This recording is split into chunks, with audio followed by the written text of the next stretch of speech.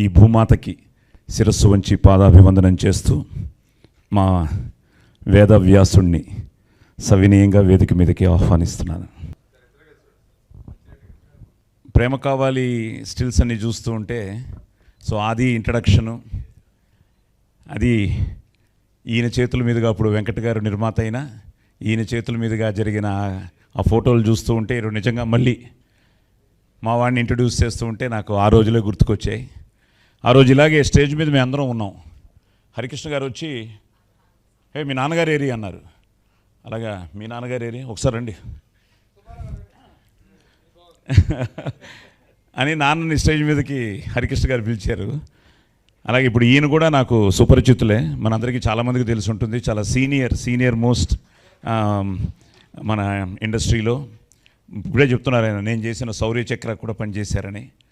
So పిడుగు Subbarao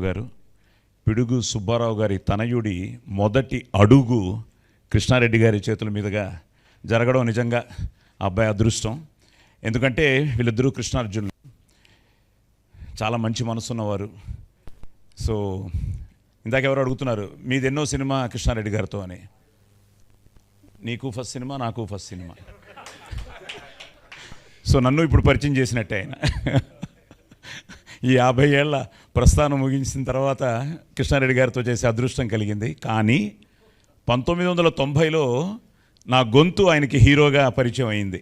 so మేము సూర్య the great అని మమ్ముటి గారి సినిమా, ఆ సినిమా తెలుగులో డబ్ చేసినప్పుడు ఇప్పటికీ గుర్తు. ఇందాక చెప్తున్నాను ప్రసాద్ ల్యాబ్లో చెన్నైలో వీళ్ళిద్దరినీ కలవడం, రాజశ్రీ గారు రైటర్గా, నేను ఆ సినిమా డబ్బింగ్ చెప్పడం. అప్పటి నుంచి మరి ఎందుకో ఎన్నో సినిమాలు వాయిస్ ఇచ్చాను, వాయిస్ ఓవర్లు ఇచ్చాను తప్ప వేషం కుదరలేదు. కానీ వీటన్నిటికీ ఇప్పుడు మనకి కాలాతీతమైన ఇది మన సమయం.